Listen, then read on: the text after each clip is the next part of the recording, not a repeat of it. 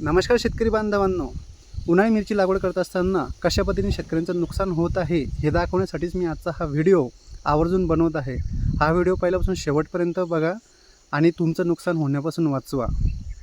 बघा, आता सध्या उन्हाळी मिरची लागवड करण्याचं सत्र जे आहे ते सुरू झालेलं आहे। आज 30 एप्रिल आहे। 1 मे ते 10 मेच्या दरम्यान तर खूप मोठ्या प्रमाणामध्ये मिरची लागवड ही होणार आहे। पण अशा शेतकऱ्यांना आजचा हा व्हिडिओ खूप महत्त्वाचा असणार आहे, कारण ज्या शेतकऱ्यांनी म्हणजे 15 एप्रिलपासून मिरची लागवड केलेली आहे, अशा शेतकऱ्यांचं खूप मोठ्या प्रमाणात नुकसान हे होत आहे। ते नुकसान कशा पद्धतीने होत आहे हे दाखवण्यासाठीच आजचा हा व्हिडिओ आहे। तर बघा, एक शेतकरी आहे, ज्या शेतकऱ्याचं नाव मी तुम्हाला सांगतो। ज्ञानेश्वर मोरे या शेतकऱ्याचं नाव असून हे रहिवासी आहेत सायगावचे, तालुका चाळीसगाव, जिल्हा जळगाव। आता आपल्याला माहीत आहे, जळगाव खान्देश या भागामध्ये, चाळीसगाव पट्ट्यामध्ये खूप मोठ्या प्रमाणामध्ये टेम्परेचर असतं। अशामध्येच त्यांनी 15 एप्रिल रोजी मिरची लागवड केली होती आणि त्यांनी काही फोटोज, काही व्हिडिओज मला शेअर केले आणि त्यानंतर त्यांनी मला आग्रह केला, तो असा होता, नमस्कार सर, 15 तारखेला मिरची लागवड केलेली आहे, पण मल्चिंग पेपरमुळे फार नुकसान झालं। मल्चिंग पेपरची एवढी हीट झाली की 11,000 रोपांमध्ये जवळजवळ 4 ते 5,000 रोपं ही दगावलीत। त्यानंतर दुपारच्या वेळेस मल्चिंग पेपरच्या खाली जर मी हात घातला तर असं वाटतं की 80 ते 90 डिग्री तापमान त्या ठिकाणी आहे आणि एवढ्या तापमानामध्ये रोपटे कसे जगणार? तर 100% ते जळणारच आहे। आता मी जी चूक केली आहे ती चूक सुधारून घेण्यासाठी काही पर्याय आहे का? अशामध्येच त्यांची तर चूक झालीच, पण त्यांनी आवर्जून सांगितलं की माझं जे नुकसान झालं ते इतर शेतकऱ्यांचं होऊ नये म्हणून व्हिडिओ बनवा। तर या शेतकऱ्यांसाठी तुमचं काय फीडबॅक आहे ते नक्कीच कमेंटमध्ये लिहा, कारण असे शेतकरी खूप कमी आहेत। कारण चांगलं झालं तर वाहवाही तर खूप मोठ्या प्रमाणामध्ये केले जाते, पण नुकसान जर होत असेल तर त्यामध्ये काहीतरी कमीपणा वाटतो आणि तो कमीपणा यांनी न दाखवता मनाचा मोठेपणा दाखवा की माझी जी चूक झाली ती इतर शेतकऱ्यांची व्हायला नको, त्यावरती गायडन्स करा, मलाही करा आणि इतर शेतकऱ्यांनाही करा। म्हणून आजचा व्हिडिओ खूप आवर्जून बघा, खूप महत्त्वाचा असणार आहे। जर तुम्ही मिरची लागवड केली नसेल तर खूप मोठं नुकसान तुमचं वाचणार आहे, आणि जर मिरची लागवड केली असेल आणि ह्या पण गोष्टी तुमच्यासोबत जर होणार असतील तर तुम्हाला काय करायचं या संदर्भात पण मी आजच्या व्हिडिओमध्ये बोलणार आहे। तर बघा शेतकरी बांधवांनो, आपण शेजारी व्हिडिओ बघता, शेतकऱ्यांनी मल्चिंग पेपरसुद्धा फाडलेलं आहे।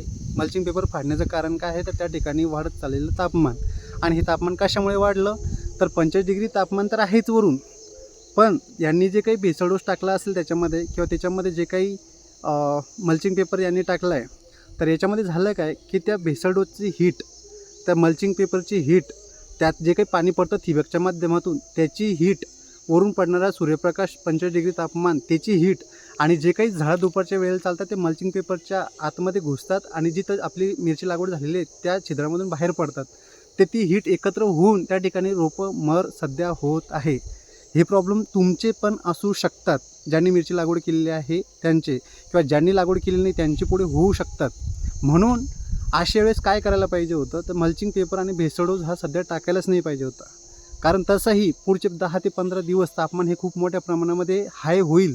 हाय अलर्ट देण्यात आलेला आहे, जवळपास 45 डिग्री ते 55 डिग्रीपर्यंत सुद्धा तापमान जाऊ शकते असं सांगितलं आहे। मग एवढी हीट असताना अजून जर आपण त्या ठिकाणी मल्चिंग पेपरची हीट वाढवणार असेल, त्या ठिकाणी जर भेसळ डोसची हीट वाढवणार असेल, त्या पाण्याची हीट जर वाढवणार असेल तर 100% अजून हीट वाढेल आणि तुमचं नुकसान त्या ठिकाणी 100% निश्चितपणे होणार, म्हणजे होणारच। ते थांबवण्यासाठी कोणतंच औषध मार्केटमध्ये उपलब्ध नाही, जे जैविक असो किंवा रासायनिक असो। म्हणून या गोष्टीची काळजी घ्या। मिरची लागवड केली नसेल तर मिरची लागवड करत असताना इथून पुढे मल्चिंग पेपर आणि भेसळ डोस अजिबात टाकू नका। टाकू नका म्हणजे टाकायचं आहे, पण मिरची लागवड झाली ते 20 ते 25 दिवसानंतर टाकायचं आहे, जेणेकरून अगोदर झाड सेट झालेलं असेल आणि त्यानंतर तुम्ही मल्चिंग पेपर टाकला काय, भेसळ डोस टाकला काय, त्या झाडावरती काही परिणाम होत नाही। 20 ते 25 दिवसानंतर त्यावेळेस टाकायचं आहे, टाकू नका अशातला भाग नाही, टाकायचं आहे। पण आता सध्या जर आपण बघितलं, 1 मेला जर तुम्ही मिरची लागवड केली असेल तर 20 ते 25 मेला तुम्हाला मल्चिंग पेपर किंवा भेसळ डोस जो आहे ते दोन्ही गोष्टी टाकून घ्यायच्या आहेत। त्यावेळेस तुमचं झाड मस्तपणे सेट झालेलं असेल, फुटवे काढलेले असतील, लवचिकपणा आलेला असेल, त्यावेळेस तुम्ही मल्चिंग पेपर टाकू शकता। आता काही शेतकऱ्यांना कसं टाकायचं हे माहीत आहे आणि काही शेतकऱ्यांना कसं टाकायचं हे माहीतच नाही आहे। तर ज्या शेतकऱ्यांना माहीत नाही त्यांनी मला कमेंट करा, त्या शेतकऱ्यांना मी निश्चितपणे मदत करतो, एक व्हिडिओ तुम्हाला शेअर करतो, जेणेकरून तुम्हाला तो व्हिडिओ पाहून एक आयडिया येईल आणि तुम्ही पण त्याच पद्धतीने मल्चिंग पेपर हा टाकू शकाल, जेणेकरून तुम्ही तुमचं नुकसान हे वाचवणार आहात। आता ज्या शेतकऱ्यांनी मल्चिंग पेपर टाकलेला आहे, भेसळ डोस टाकलेला आहे आणि रोपं जळतच आहे, अशामध्ये ते शेतकरी रोपं आणतात आहे, रोपं आणून परत लागवड करतात आहे, लागवड झाली की परत ते जळतात आहे, परत आणतात आहे, परत म्हणजे तो अतिरिक्त खर्च त्या ठिकाणी होतो आहे आणि एवढ्या टेम्परेचरमध्ये अजून नवीन रोपं सेट होतील की नाही याची गॅरंटी नाही आहे. म्हणून शेतकरी हवालदिल झालेला आहे. तर अशा शेतकऱ्यांनी आता काय करायचं हा एक मोठा प्रश्न आहे. तर अशा शेतकऱ्यांसाठी 3 सल्ले मी देतो आहे. सर्वात पहिला सल्ला असा देणार आहे की संध्याकाळच्या वेळेला म्हणजे जवळपास सूर्य मावळतीला गेल्याच्या नंतर जी काही माती थंडी झालेली असेल ती माती तुम्हाला त्या गळ्यांमध्ये भरून घ्यायची आहे त्या रोपाच्या आजूबाजूला.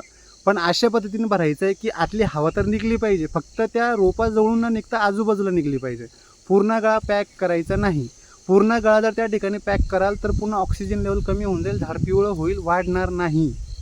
म्हणून पूर्णपणे गळा पॅक करायचा नाही आहे, त्यातून हवा ही निघलीच पाहिजे. पण अशा पद्धतीने माती टाका की त्यातून हवा पण निघेल आणि झाडाला पण काही त्याचा त्रास होणार नाही. अशा पद्धतीने टाका.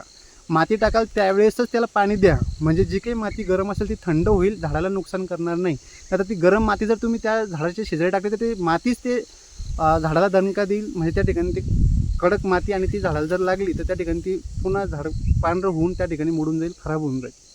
म्हणजे माती टाकायची पण थंड झालेली माती टाकायची आहे आणि मोटरसुद्धा त्या ठिकाणी चालू करायची आहे. आणि अशा पद्धतीने गाळा भरायचा आहे की हवा पण निघेल आणि झाडाला ती वाफ लागणार नाही. ही काळजी तुम्हाला घ्यायची आहे. सर्वात बेस्ट ऑप्शन आहे याच्यामध्ये अजून एक की गांडूळ खत जर तुम्हाला मिळालं आपल्या आजूबाजूला तर गांडूळ खत जर तुम्ही पूर्णपणे जरी भरलं तरी टेन्शन नाही, कारण जी हवा आहे ते गांडूळ खतामधून पास होत राहते. अशा वेळेस मग ते पूर्णपणे भरलं काय नाही भरलं का काही मोठा फरक पडत नाही. गांडूळ खत तुम्ही त्या ठिकाणी टाकू शकता. दुसरं ऑप्शन मी तुम्हाला दिलं.